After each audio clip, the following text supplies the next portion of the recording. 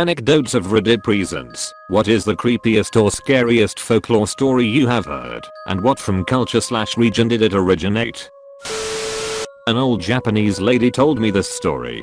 If you have two mirrors facing each other, so the reflections make a tunnel, then you light a candle between them. If you look down the tunnel, you'll see a demon putting out the candle in the mirrors as it gets closer, by jumping forward a reflection every time you look away, and if it gets to you, it grabs you, and pulls you into the mirror, to become a demon and pull the next victim in. Don't forget to smash that like button, so we can beat the YouTube algorithm. It really helps the channel. There's a Japanese ghost of a woman who wears a mask who approaches young children asking them if they thought she was beautiful. If the child answers yes, she removes her mask and asks again. This time her true nature is shown, having her mouth slit from ear to ear. If the child says no, she kills them. If the child says yes again, much in Japanese ghost fashion, she follows them home and kills them. If you hear the scream of a livid woman who is determined to kill you, strip your outer layer of clothing where you stand, and sprint because the mountain witch will take your clothes as a tribute. Adirondack mountains growing up. Turns out it was mountain lions. Way scarier than a witch. Edit. Didn't expect this to be the most updated comment I've ever had, LMAO. Like I say further down, Opa told me this to scare me and keep me alert, I think. Also thank you for the silver, stranger. My hometown is named for the freshwater springs that bubble up everywhere in the woods around town. Obviously this was a perk for early people living there, and so the original settlers were surprised to see that the local Ojibwe avoided the area. They did this because they had a folk memory about a bad spirit that possessed members of the tribe, starting with children, and compelled them to enter into the springs and drown themselves. Naturally they have a prophecy about it too. One day or another, they say, the springs will open again. Our village has one called Billis. What makes it creepy is that she isn't some obscure, unidentified being. People know women who are called Billis. They have normal families and stuff. So she's literally living amongst you. She stalks people at night. That's when she's usually in a ghoulish form, feet turned backwards and shit. She gets sick a day before someone in the vicinity is about to die, and then becomes very healthy the day they do die. She can turn into different creatures and attack you while you're alone. Then you will fall sick, and if she visits you in her human form while you're sick, you'll die. And you can't refuse her coming and sounds silly, and it is, but it is still creepy. And there's another one about music of the dead.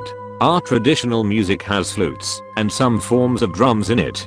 It's said that people will often hear the music coming from the distance, but the flute will be missing. You're supposed to ignore it, because that's the music of dead/otherworldly beings. If you don't ignore it, then they'll notice you too. We have a lot of weird stuff like that. I guess people had to have good stories to keep themselves entertained.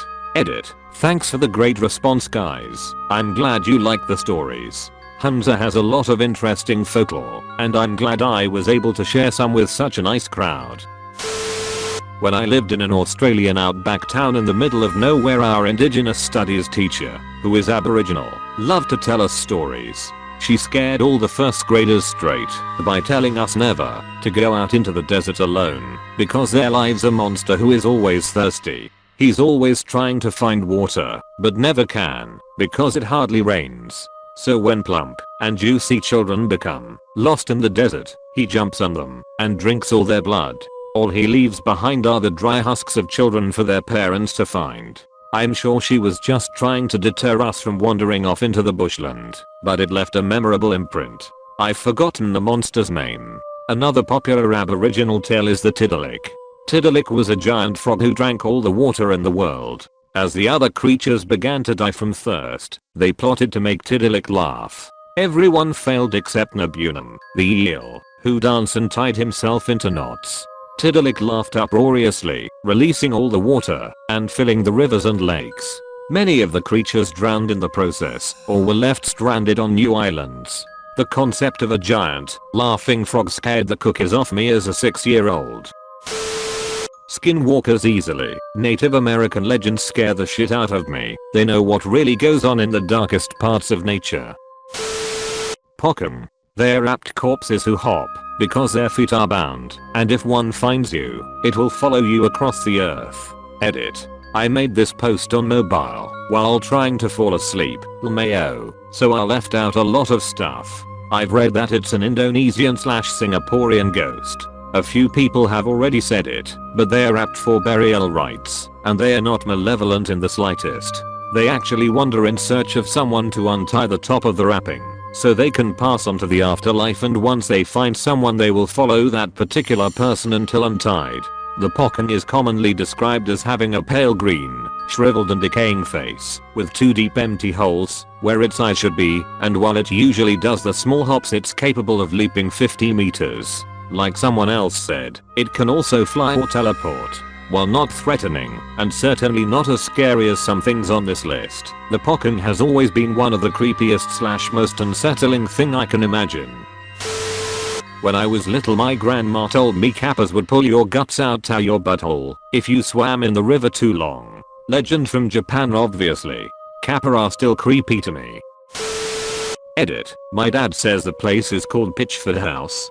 Sounds cool. I'll do some googling and see if the stories hold any weight. Also quickly, I misremembered, it's not in my family's village, sorry y'all. An English village near me has a large old mansion owned by a local family. Most of the rooms in the mansion haven't been touched for years due to the size of the house, and the family refused to go into them, partly due to the fact that there's not enough people living in the house and partly due to hauntings. The house apparently dates back to before the English Civil War, and the family living there were a well-known Catholic family, so of course became a base for the King's soldiers, Cavaliers I think they were called. The king lost the Civil War, and the family who live there say that they can hear the soldiers stomping around the hallways at night and occasionally barking orders. They also claim there's a bunch of other ghosts, such as a veiled woman in black who only appears to you if you're in that house, a librarian who will shush people talking in the library room, yes it's that bigger house, a young girl who you can only see through some of the frosted glass doors in the house, banging noises and screaming coming from the sitting room at night, and finally a man dressed in black who wanders the gardens at midday. And these are just the few tales I remember. Even if you don't believe in the ghosts, there's still tons of creepy stuff about that house, such as tiny rooms hidden everywhere for priests to hide in, known as priest holes, a hidden room below the house that leads out to a nearby river, and hidden passageways all around the house. You all got this creepy shit. Meanwhile, our local legends are about criminals on flying goats.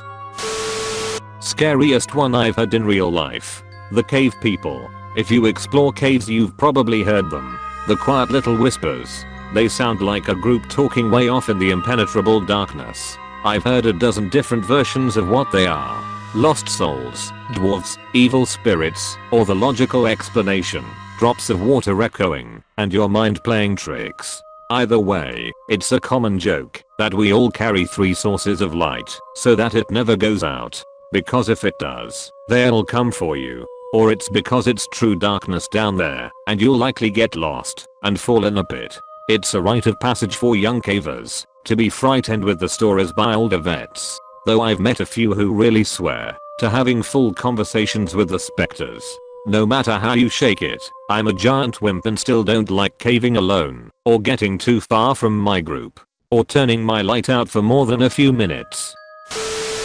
Someone already mentioned Kuchisake in this thread, but my favorite creepy Japanese urban legend has to be Akamanto, Red Cape. It's a malicious spirit found in public bathrooms that will offer the unfortunate person either a red or blue paper or cape. If they were to pick red, they would be slashed to death. If they were to pick blue, they would be strangled. I guess as a Hispanic person it would be La Llorona the Weeping Woman. Legend has it in Mexico a lady drowned her kids, and as punishment now has to roam the land screaming for them, so by the rivers you'd hear her yelling for her kids. I'm not sure in Guatemalan, but fuwa like that. A bald man who comes at night to set fire to cornfields. You do not want him to get a hold of you, for he'll destroy your throat. People in Mexico call him El Pelon Quima Maze. The flying head. In Malaysia we called it Pinangle, cause it basically a detached head that flew around in the night, seeking for blood of a woman who recently gave birth. The head is floating with its lungs and throat dangling below its neck. When morning comes, the head will flew back and attached to its body. Usually it is some form of black magic that were practiced by people who want to maintain their youth. Most of the ghosts in Malaysia were fairly similar to Indonesia. You can see lots of example if you search for the video game called Dreadout. Kelpies are water demons that live in Scottish lochs. On land they look like beautiful and tame horses, but if you try and pet or ride they'll fuse your hands into their hide, transform into their true form and dive into the depths of a loch, which tend to be deep and very murky, drowning and eating you. Usually you can tell a kelpie has recently made a kill if you see human entrails floating on the surface.